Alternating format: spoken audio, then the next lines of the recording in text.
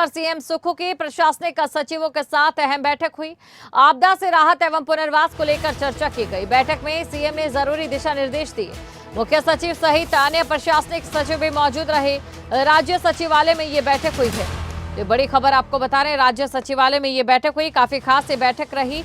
और साथ ही आपको ये जानकारी दे दें कि बैठक में कई मुद्दों को लेकर चर्चा हुई है। सीएम सुक्खू की प्रशासनिक सचिवों के साथ ये बैठक, आपदा से राहत और पुनर्वास को लेकर चर्चा यहां पर की गई। खबर पर अधिक जानकारी के साथ शिमला से ब्यूरो प्रदीप ठाकुर इस समय हमारे साथ जुड़ चुके हैं। प्रदीप, अब किस रणनीति पे सुक्खू सरकार काम करेगी पुनर्वास को लेकर? बिल्कुल, देखिए दीक्षिका, क्योंकि पुनर्वास प्रदेश में होना है और इस वक्त जो राहत कार्य भी चला हुआ है और ऐसे में खासतौर पर जो लोग बेघर हुए हैं अब उन पर पहला फोकस सरकार का रहेगा। उसके साथ साथ जो कनेक्टिविटी का है, सड़कें हैं जो अवरुद्ध हुई हैं और कई सड़कें बिल्कुल पूरी तरह से नष्ट हो गई है, उनको फिर से ठीक कैसे करना है, ये अब सरकार का इस डिजास्टर के बाद फोकस है। और आज प्रशासनिक सचिवों के साथ बैठक हुई है राज्य सचिवालय में। हालांकि मुख्यमंत्री अब इस जो ये प्रशासनिक सचिवों के साथ बैठक की गई है, इसी को अब कंटिन्यू जो है आने वाले समय में करना चाहते हैं और हर हफ्ते प्रशासनिक सचिवों से फीडबैक ली जाएगी और हर सोमवार को ये फीडबैक एक तरह से ली जाएगी कि स्थिति क्या है प्रदेश में। ये ना केवल डिजास्टर की बात है बल्कि इसके साथ बाकी भी जो इश्यूज प्रदेश के हैं, चाहे वो केंद्र के पास कोई इशू पड़ा है या प्रदेश में कहीं कोई जो विकास के काम होने हैं उसमें कोई रुकावट चल रही है, कोई फंड से जुड़ा विषय है, तो इसको लेकर मुख्यमंत्री अपने प्रशासनिक सचिवों के साथ अब बैठेंगे, इस तरह की चर्चाएं करेंगे और इसकी आज से शुरुआत भी एक तरह से हुई है। और अभी जो बैठक हुई इसमें खास तौर पर डिजास्टर को लेकर सारा फोकस रहा है कि केंद्र से भी ग्रांट अब 200 करोड़ रुपए की जो मिलनी है, जिसमें मंजूरी मिली है और जानकारी है कि आज वो सरकार के खाते में आ जाएगी एसडीआरएफ का फंड। उसको यूटिलाइज कैसे करना है और प्राथमिकताएं पहले तय की जाएंगी कि जो जरूरी काम है उस पर पैसा खर्च किया जाएगा पहले, चाहे वो कोई कंस्ट्रक्शन का काम करना हो, चाहे वो सड़क को फिर से उसका नए सिरे से वहां पर बनाना हो, या फिर लोगों के जो घर ढह गए हैं या जमीनें चली गई है, फसलें बर्बाद हुई हैं, बाकी जो बागवानी का काम प्रभावित हुआ है, उनको किस तरह से राहत दी जा सकती है, इसको लेकर डिटेल्ड डिपार्टमेंट वाइज जो है इसमें डिस्कशन हुई है। क्योंकि खुद मुख्य सचिव प्रभु सक्सेना भी इसमें मौजूद रहे, मुख्यमंत्री के प्रधान सचिव भट्ट खेड़ा भी मौजूद थे।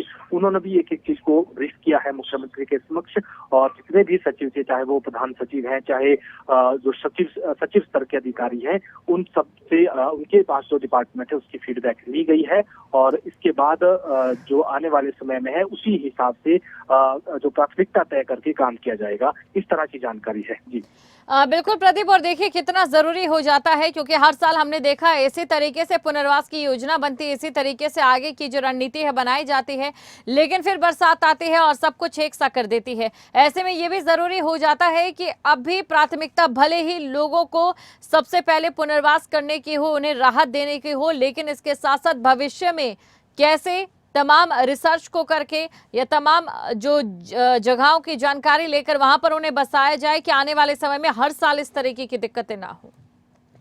बिल्कुल, देखिए अब हिमाचल प्रदेश को इसी दिशा में सोचना होगा कि जो इस बार नुकसान हुआ है ये एक सबक है कि किस तरह से जो बेतरतीब तरीके से कंस्ट्रक्शन हुई है, कंक्रीट के जंगल खड़े हो गए हैं, घर इस तरह के बनाए गए हैं, जहां पर स्टैटा ठीक नहीं था वहां पर घर बनाए गए हैं और मजबूत स्टैटा हो वहां घर बनाए जाने चाहिए। और उसके साथ साथ जो सड़कें हैं, क्योंकि हम देख रहे हैं इस बार की जो नदी नालों के किनारे सड़कें बनी हैं वहां पर ज्यादा नुकसान हुआ है, चाहे वो किसी भी रीजन में हो, चाहे वो ब्यास बेसिन में हो, चाहे वो सतलुज बेसिन में हो। तो इन तमाम जो ये बड़ी नदियां हैं उनके किनारे पर जो सड़कें बनाई गई है वो ज्यादा प्रभावित हुई है। कटिंग जो है ठीक तरह से नहीं हुई है और फोर लेनिंग का काम क्योंकि अंतिम चरणों में चला हुआ था, तो ऐसे में जो कटिंग हुई थी वो स्टेबल नहीं हो पाई थी और इस वजह से लैंडस्लाइड हुए हैं, कई स्थानों पर पत्थर गिरे हैं। तो ये अब भविष्य के लिए एक जो दीर्घकालीन सोच के साथ इसमें काम करने की जरूरत है। हालांकि मुख्यमंत्री जरूर इस बात का जिक्र कर चुके हैं पहले भी। उन्होंने कहा कि हम 800 करोड़ की एक ऐसी योजना तैयार कर रहे हैं और उसमें एक्सपर्ट भी लिए जाएंगे। और जब केंद्रीय मंत्री नितिन गडकरी भी हिमाचल दौरे पर आए थे, कुल्लू मनाली की तरफ आए थे, तो उन्होंने IIT मंडी और जो रुड़की के अधिकारी हैं उनको लेकर उन्होंने जिक्र किया था कि हम एक ऐसा स्टडी करेंगे कि जो नदी के किनारे सड़कें हैं वो कैसे बचाई जा सकती हैं। और इसके लिए उन्होंने ये भी कहा था कि जो नदी में ओवर डंपिंग हो गई है, यानी नदियों में रेत बहुत ज्यादा हो गई है, पत्थर बड़े बड़े हो गए हैं, तो उसको भी निकालना होगा ताकि जो नदियां ऊपर उठती हैं उनको थोड़ा डाउन किया जा सके और उससे नुकसान को बचाया जा सके। तो केंद्र भी इसको लेकर अब गंभीरता से सोच रहा है, क्योंकि फोर लेनिंग के प्रोजेक्ट सारे और नेशनल हाईवे के प्रोजेक्ट सड़कें जो है वो केंद्र के अधीन होती है और जो राज्य के अधीन है उसमें जो ग्रामीण सड़कें हैं तो ऐसे में उनको भी मजबूत रखना है। घरों को लेकर ज्यादा फोकस करना होगा। कई बार देखा जाता है कि जो बरसाती नाले होते हैं वो कई सालों से सक्रिय नहीं होते हैं, तो इस वजह से कई लोग नदी के उन नालों के बीच में या उनके किनारे पर घर बना देते हैं और ऐसी जब बारिश होती है तो वो घर बह जाते हैं, लैंडस्लाइड होता है, जैसा हिमाचल में इस बार देखने को मिला है। तो ऐसी जगह घर बनाए जाएं जहां पर लैंडस्लाइड का खतरा ना हो और उसके साथ साथ वहां पर पानी जो है जो बाढ़ की वहां पर स्थिति नाले वहां पर पुराने नाले ना हो। तो ये तमाम चीजें सर्वे करने की इस वक्त जरूरत है। और जो पर्यावरण बचाने को लेकर बात चल रही है कि अब पर्यावरण के प्रति ज्यादा गंभीरता से सोचना होगा, तो ये कहीं ना कहीं जो शिमला में हादसे हुए हैं उसने ये जरूर सबक दिया है कि अब पर्यावरण के प्रति हमें ज्यादा फोकस करना होगा। हालांकि NGT की शिमला को लेकर बिल्कुल प्रदीप, तो कुल मिलाकर एक ऐसी जगह चिन्हित करनी होगी जहां पर महफूज हो छत्र छाया आशियानों की। शुक्रिया तमाम जानकारी को दर्शकों तक पहुंचाने के लिए। और सीएम सुक्खू के दौरे को लेकर बड़ी खबर, धर्मपुर क्षेत्र का दौरा करेंगे सीएम सुक्खू। धर्मपुर में बाढ़ प्रभावित क्षेत्रों का दौरा करेंगे, प्रभावित लोगों से भी मुलाकात करेंगे सीएम सुक्खू। दोपहर 3:30 बजे धर्मपुर पहुंचेंगे। ये बड़ी खबर आपको हम बता रहे हैं।